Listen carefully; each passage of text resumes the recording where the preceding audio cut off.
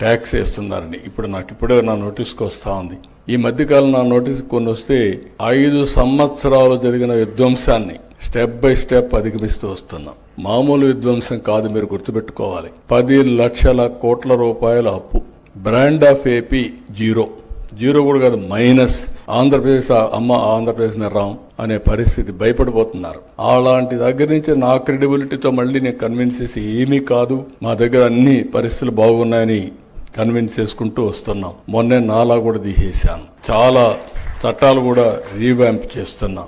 ఏవైతే ప్రజల్ని ఇబ్బంది పెట్టే చట్టాలన్నీ సమీక్ష చేస్తాం, ఇర్రెలవెంట్ తీసేస్తాం. మిమ్మల్ని ఇబ్బంది పెట్టకుండా మీకు కూడా ఓసారి కోరికలు ఎక్కువ ఉంటాయి, అన్ని మీరే చేయండి సార్ అని. అల్లావుద్దీన్ అద్భుత దీపం ఉంటే అన్ని చేస్తాను. కానీ నేను సంపద సృష్టించాలి, ఆదాయం పెంచాలి. పెంచిన ఆదాయం నేను చెప్పిన ప్రకారం సంక్షేమ కార్యక్రమాలు సూపర్ 6కి ఇవ్వాలి.